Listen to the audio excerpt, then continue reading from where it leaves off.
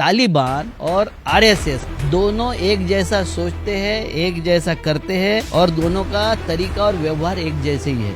दोनों संगठन धर्म रक्षा के लिए आपके बच्चों का बलिदान चाहते हैं। अरे उनको तो नहीं चाहिए ना आपका संविधान, उनको तो धार्मिक संविधान चाहिए। इनको हिंदू राष्ट्र बनाना है, उनको मुस्लिम राष्ट्र बनाना है। हमारे देश में भी धर्म के कंधे पर ही राजनीति की जा रही है। हम भी तालिबान ही पैदा कर रहे हैं। संघ के बराती घोड़े वैसे ही तालिबान के बराती घोड़े, ना इनको शासन समझता है, ना प्रशासन समझता है, ना न्याय समझता है, ना समाज समझता है। ये कुछ नहीं समझता। ये एक कलर का चश्मा पहनते, कोई हरा पहनता है, कोई भगवा पहनता है और उस चश्मे से सबको हाकना चाहते। चाहे भागवत जी का संगठन हो, चाहे वो तालिबानी संगठन हो, दोनों के लिए महिलाएं बच्चे पैदा करने की मशीन है। मॉब में पकड़ के मारा जा रहा है, बच्चों के रेप होते हैं और उनको रात बेरात जला दिया जाता है। ये कोई मुसलमान तो कर नहीं रहा है ना भैया। गांधी से लेके इंदिरा जी से लेके सबको मारने वाले मुसलमान नहीं था। भागवत जी के भी संगठन ने यही बताया था, लड़कियां जींस न पहने, लड़कियां ये कपड़े न पहने, लड़कियां स्कर्ट न पहने, बलात्कार लड़कियों के कम कपड़े पहनने से होते हैं। आने वाले हिंदू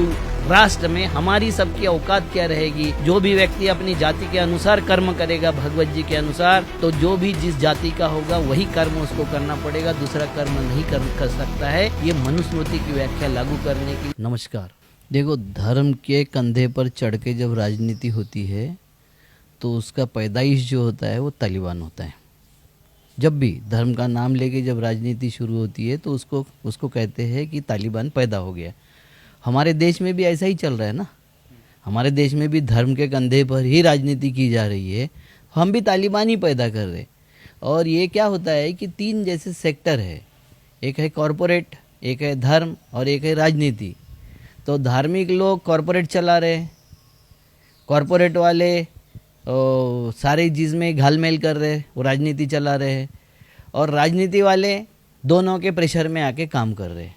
तो ये सारी चीज़ें जो हो रही है, इसमें मैं आपको बता देता हूँ, हम बहुत चर्चा कर रहे हैं। क्या चर्चा कर रहे हैं? कि अमेरिका को हरा दिया। नहीं भाई, साहिब औलाद से हार गई अमेरिका। जो जिसका बेटा होता है वो उससे पराजित हो ही जाता है। बाप पराजित होता ही है, तो बाप पराजित हो गया। तालिबान का, आईएसआईएस का, हक्कानी नेटवर्क का, ये सब का पैदाइशी कौन है? बाप कौन है इनका? तो बाप अमेरिका है। वह हार गया उनसे, तो बाप हारता ही रहता है। हमें खुश होने की ज़रूरत नहीं है। भारतीयों को इस बारे में बहुत गंभीरता से सोचना पड़ेगा, क्योंकि मैंने कुछ पॉइंट निकाले हैं जो पॉइंट हमें बताते हैं कि किस तरीके से तालिबान और आरएसएस दोनों एक जैसा सोचते हैं, एक जैसा करते हैं और दोनों का तरीका और व्यवहार एक जैसे ही है। इसमें पहला मैं व्यवहार बताता हूँ। दोनों संगठन प्रकट रूप से सांस्कृतिक उत्थान और धर्म रक्षा के लिए स्थापित किए गए संगठन है। दूसरा है, दोनों कट्टरता चाहते हैं, दोनों कट्टरता चाहते हैं।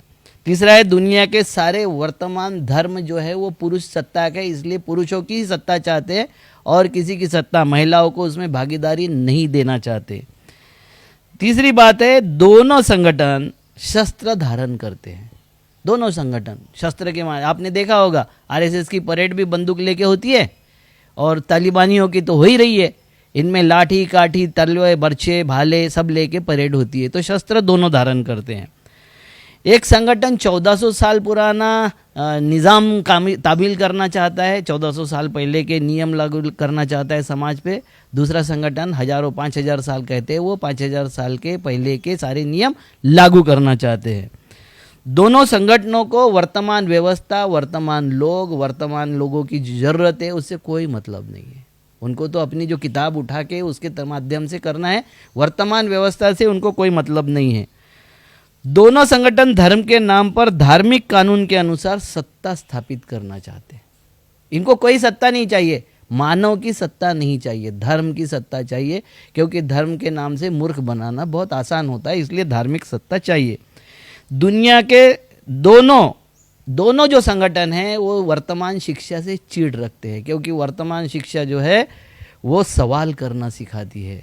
हमारा संविधान सवाल करने को प्राथमिकता देता है और हमारे यहाँ जो धार्मिक जो भी होगा राज, उसमें सवाल बैन होते हैं।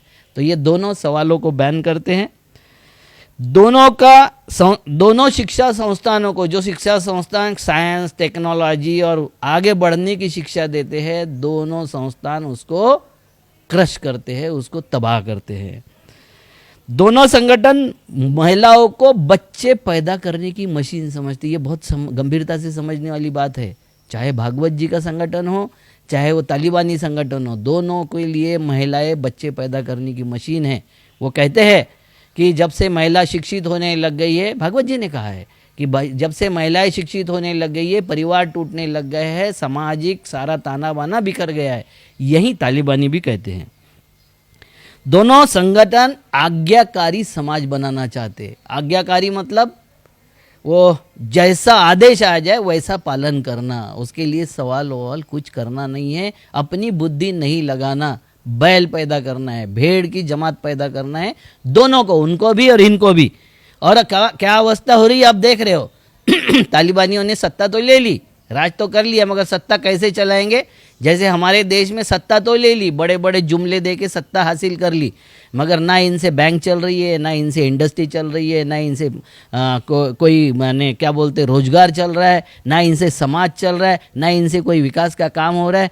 विकास का काम का मतलब होता है बड़े बड़े रास्ते बनाना, ब्रिज बनाना, पुल बनाना और देश के संसाधनों को बेचना, इसका मतलब होता है विकास। इनके भी नज़र में, उनके भी नज़र में वही है, क्योंकि उनको अभी चलाने वाले जो कठपुतली जो आएंगे, तालिबान तो कठपुतली बने रहेंगे, उनको चलाने वाले कोई और होंगे और वो जनता को कठपुतली बनाएंगे। उसके आगे की बात है कि दोनों संगठन विरोध की आवाज नहीं चाहते। विरोध अगर किया तो राष्ट्रद्रोही हो, आप राष्ट्र के जो है कि उसका विरोध कर रहे हो, राष्ट्र का विरोध कर रहे हो, आप राष्ट्रद्रोही लोग हो, ऐसा कहने का दोनों का तजुर्बा है।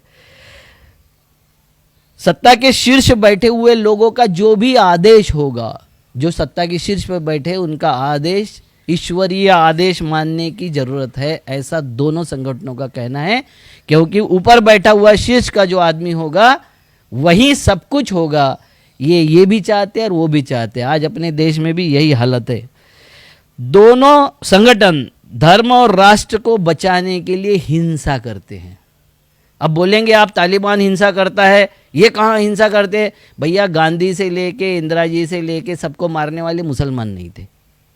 ये कुलबुर्गी को मारा होगा, जिसको भी मारा होगा, गौरी लंकेश को मारा होगा, पानसरे को मारा होगा, ये सारे मुसलमान नहीं थे। और जहाँ जहाँ मॉब लिंचिंग हमारे यहाँ हो रही है, मॉब में पकड़ के मारा जा रहा है, बच्चों के रेप होते हैं और उनको रात बेरात जला दिया जाता है, ये कोई मुसलमान तो कर नहीं रहा है ना। तो ये हिंसा दोनों की मूल में होती है, दोनों के मूल में हिंसा होती है और ये हिंसा के द्वारा ही ये सब करना चाहते हैं। मत भिन्नता दोनों संगठनों को मंजूर नहीं है। वो जो आदेश दे उसके बाद में अगर कोई सोचे या उसके बाद में कोई कुछ करने का प्रयास करे, ये दोनों को मंजूर नहीं है। लोकेच्छा और लोकतंत्र से चलने वाली, जो आप संविधान की बात कर रहे थे, उनसे चलने वाली सरकारें दोनों को मंजूर नहीं होती है। कहीं लोकतंत्र नहीं टिका रहेगा जहां धर्म की सरकारें आएगी। दोनों शासन में अल्पसंख्यक समाज को मानव का दर्जा नहीं होता, चाहे वो धार्मिक अल्पसंख्यक हो, चाहे भाषिक अल्पसंख्यक हो, चाहे वर्ण से अल्पसंख्यक हो, किसी भी बात से अल्पसंख्यक समाज को मानव नहीं समझा जाता। दोनों संगठनों में ड्रेस कोड लागू करने की होड़ रहती है। आपने देखा होता, भागवत जी के भी संगठन ने यही बताया था, लड़कियां जीन्स न पहने, लड़कियां ये कपड़े न पहने, लड़कियां स्कर्ट न पहने, बलात्कार लड़कियों के कम कपड़े पहनने से होते हैं। तो 6 महीने के और 6 दिन के बच्चियों को बलात्कार कम कपड़े पहनने से होते। इसके जवाब नहीं है इनके पास में। वो भी वही बोलते हैं कि माने मतलब सब ने ड्रेस कोड लागू करना चाहिए, महिलाओं ने पूरे नख से सीख तक सब जगह ढक के रखना चाहिए, क्योंकि उससे पुरुषों की भावना उद्वेलित होती है। अब मुझे बताइए, घर से लड़कियां खींच के ले जाएंगे तो घर में क्या करेंगी लड़कियां, कैसे रहेगी बुरखे में? ये भी वो उनके पास भी जवाब नहीं, इनके पास भी जवाब नहीं। महिलाओं को स्वतंत्रता देने से परिवार, धर्म और देश की हानि होती है, ये दोनों संगठनों का विचार है। दोनों संगठनों को बुद्धि वाली महिलाएं या बुद्धि वाले पुरुष की कोई ज़रूरत नहीं होती, कोई बुद्धि न चलाए, यही वो मानते हैं। दोनों की मंशा धर्म प्रसार करने की, दिखाने की होती है कि हम धर्म के प्रचार और प्रसार के लिए, धर्म की सत्ता स्थापित करने के लिए प्रयास करते हैं, मगर इनको सत्ता स्थापित करनी होती है अपने गुर्गों की, अपने जो लुटेरे होते हैं उनकी, अपने जो फ्रॉड होते हैं उनकी सत्ता स्थापित करनी होती है। अपने लोगों का फायदा, इस देश में रेल सेल गेल भेल बेच के किसका फायदा हो गया, आरक्षण समाप्त हो गया, किसका फायदा हो गया, ये देश में लाखों करोड़ रुपए बैंकों के लूटे गए, किसका फायदा हो गया, ये भी वही काम कर रहे थे, ये भी काम कर रहे हैं। तो इन्होंने इसीलिए ये तालिबान के विरोध में नहीं बोलेगी, ये सरकार तालिबान के विरोध में नहीं है और ना बोलेगी। उसके बाद में दोनों का छिपा एजेंडा सुप्रीमो के लिए निर्विरोध पैदा करना, कोई विरोध न रहे, दोनों का एजेंडा है कि उनका विरोध नहीं पैदा हो। दोनों संगठन जनता को अशिक्षित बेकार रखना चाहते हैं, क्योंकि काम मिलेगा तो पैसा आएगा, पैसा आएगा तो सोचने लगेगा, सोचने से कोई मतलब नहीं, आपको सोचना नहीं है, बेकार रहो। हमारे देख लो 45 करोड़ रोजगार थे, हमारे रोजगार 35 करोड़ हो गए, 10 करोड़ 12 करोड़ रोजगार हमारे समाप्त हो गए ये 10-7 साल में। तो हम भी उसी दिशा में जा रहे हैं। कोई कुछ भी बोले, तालिबान ये, तालिबान हमारे लिए बताने वाले जो बोलते हैं कि तालिबान इस तरीके से क्रूरता करता है हमारे, वो बहुत ही नंगापन से क्रूरता करते हैं, ये सज्जनता से क्रूरता करते हैं। इनके बगल में मैंने जो रहता है ना छुरी, हमारे बगल में जो छुरी छुपी होती है उस तरीके से ये काम करते हैं। आपके बीच में रहेंगे, चेहरा आपके जैसा दिखेगा, मगर होंगे हिंसक और प्रयास वही करेंगे कि मारने का, समाज का ताना बाना समाप्त करने का प्रयास करेंगे। उसके बाद में दोनों लोगों के अविचारी, अशिक्षित और निर्धन रख के उनका मनचाहा दुरुपयोग करना चाहते। सच है कि नहीं है? दोनों दुरुपयोग करना चाहते। दोनों संगठन धर्म रक्षा के लिए आपके बच्चों का बलिदान चाहते हैं। ये भी बोलते हैं कि 5-7 बच्चे पैदा करो, 2-3 हमारे धर्म रक्षा के लिए दे दो, वो भी तो वही करते हैं। आपने देखा होगा वो सड़कों पर जो बच्चे आए, किस तरीके से उनको शिक्षित किया गया। मतलब आइसक्रीम देख के उनकी आंखों में ऐसी चमक आ गई, छोटे छोटे बच्चों में जैसी चमक आती है, खिलौने देख के ऐसी चमक आ गई। तो उनको किस तरीके से नर्चर किया गया, लाखों के लोग जिस तरीके से नर्चर किए गए बच्चे, और उनके हाथ में, जिसके पैर में चप्पल नहीं है, उसके हाथ में 50-50 हजार रुपए की और 5-5 लाख रुपए की गन उसके हाथ में दे दी है। और उस गन का क्या उपयोग करेगा, आपने देखा होगा किस तरीके से उपयोग किया जा रहा है। मानवता की, इनके दोनों संगठनों में मानवता की कोई जगह नहीं है। दोनों संगठन धर्म की व्याख्या अपने मन मुताबिक करते। इस्लाम इतना बुरा नहीं है, मगर उन्होंने व्याख्या कर दी, जिहाद की व्याख्या कर दी। इस्लाम जीने का धर्म है, पड़ोसी के साथ कैसे रहना, बच्चों के साथ कैसे रहना, बीबी के साथ कैसे रहना, जकात क्यों देना, रकात का क्या मतलब होता है, हज क्यों करना, दाढ़ी क्यों रखना, ये सारी चीज़ों का एक कंस्ट्रक्टिव वे में बताते हैं इस्लाम में। मगर ये संगठन उनकी बुराई बताएगा, वो संगठन इनकी बुराई बताएगा। दोनों बुराइयां बताएंगे, अच्छाई दोनों नहीं बताएंगे, क्योंकि दोनों को धर्म के नाम से लोगों को ठगना है। उसके बाद में दोनों संगठन धार्मिक संविधान चाहते हैं। आप संविधान की बात कर रहे थे, अरे उनको तो नहीं चाहिए ना आपका संविधान, उनको तो धार्मिक संविधान चाहिए। इनको हिंदू राष्ट्र बनाना है, उनको मुस्लिम राष्ट्र बनाना है, दोनों को अलग अलग ही बनाना है, क्योंकि उनको उससे फायदा है। विरोधियों की हत्या करना दोनों अपना अधिकार मानते हैं। बात सही है ना?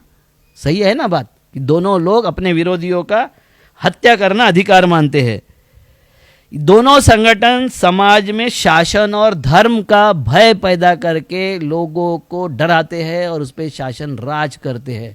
दोनों को नागरिक नहीं चाहिए, एक तो गुलाम चाहिए या प्रजा चाहिए। हमको नागरिकता के अधिकार लोकतंत्र में मिलते हैं, लोकतंत्र दोनों को नहीं चाहिए। और भयभीत जनता दोनों का शासनाधार है। अगर भयभीत नहीं रही जनता तो दोनों का शासन का आधार समाप्त हो जाएगा। आपने देखा होगा तीनों के विरोध में, 3 जिलों में तालिबान के विरोध में जनता खड़ी हो गई, तालिबान को भागना पड़ा। यह वस्तु स्थिति है। जनता अगर जागरूक होती है, जनता अगर बोलती है कि नहीं इस तरीके का शोषण वाला शासन नहीं चाहिए हमको, तो जनता का वो शासन आ सकता है। और वहाँ इनका शासन आने के बाद भी ये तीनों ग्रुप मिल गए, ISIS मिल गया, तालिबान मिल गया, हक्कानी नेटवर्क मिल गया, सारे मिल गए। मगर वो लोगों ने जब वहाँ विद्रोह किया तो 3 जिले उनके स्वतंत्र हो गए। अभी 8 दिन में क्या हो गया, शासन अभी तक स्थापित नहीं हो सका उनका। कैसे शासन चलाएंगे, किस तरीके से, जैसे हमारे यहाँ रिजर्व बैंक कैसी चलेगी, हमारा अर्थतंत्र कैसे चलेगा, रिजर्व बैंक के रोज गवर्नर बदल रहे, नोटबंदी हो रही है, क्या क्या हो रहा है, जैसा चाहिए वैसा हो रहा है, वैसे ही तालिबान वाले भी करेंगे। क्योंकि ये बराती घोड़े जो होते हैं, संघ के बराती घोड़े, वैसे ही तालिबान के बराती घोड़े, ना इनको शासन समझता है, ना प्रशासन समझता है, ना न्याय समझता है, ना समाज समझता है, ये कुछ नहीं समझता। ये एक कलर का चश्मा पहनते, कोई हरा पहनता है, कोई भगवा पहनता है, और उस चश्मे से सबको हाँकना चाहते। ये वास्तविकता है। दोनों जो शासक होते हैं, चाहे संघी हो चाहे वो तालिबानी हो, मरने की बात की व्यवस्था के लिए आपसे बात करेंगे। जिंदा रहते हुए आपको क्या मिलेगा, शिक्षा मिलेगी, स्वास्थ्य मिलेगा, रोजगार मिलेगा, सुख शांति मिलेगी, इसके बारे में दोनों नहीं बोलेंगे। आपको दोनों मोक्ष, मुक्ति, जन्म, जन्नत, ये सब के बारे में ही आपसे बात करेंगे, क्योंकि इनको देना कुछ नहीं है। दोनों संगठन का जो बदलाव है वो कैसे होता है, तो शस्त्रों के द्वारा ही होता है। हमें हिंदू राष्ट्र बनाना है या हमें संवैधानिक राष्ट्र बनाना है, हम लोकतंत्र में जीना चाहते हैं या धार्मिक कानून लागू करके शूद्रों के सारे अधिकार छीन लेना चाहते हैं, हम ये नहीं करेंगे। समीक्षा नहीं करेंगे कि हमारी अवस्था क्या रहेगी, आने वाले हिंदू राष्ट्र में हमारी सबकी औकात क्या रहेगी। जो भी व्यक्ति अपनी जाति के अनुसार कर्म करेगा, भगवत जी के अनुसार, तो जो भी जिस जाति का होगा वही कर्म उसको करना पड़ेगा, दूसरा कर्म नहीं कर सकता है। ये मनुस्मृति की व्याख्या लागू करने के लिए हमें हिंदू राष्ट्र लाना पड़ेगा। और जो लोग बहुत खुश हो रहे हैं ना तालिबान की विजय से, अमेरिका के हार से, तो भैया ये यहाँ भी खुश हो जाओगे आप। ये तो जीत ही गए, और जीत के जो जिस तरीके से कर रहे हैं उसका क्या फलित होगा आपको समझ में नहीं आ रहा। उनका फलित तो उनको समझ में आ गया कि महिलाएं और वो सब भागने का प्रयास कर रही है, बच्चों को एयरपोर्ट की वॉल से फेंक रहे। अब इससे ज़्यादा क्या हो सकता है, भय। तो ये भय हमारे यहाँ भी है, ये भय हमारे यहाँ भी व्याप्त हो गया। और बहुत ज़्यादा भयभीत जब समाज होता है तो वो समाज में, वो देश में कभी भी लोकतंत्र नहीं रह सकता। नमस्कार।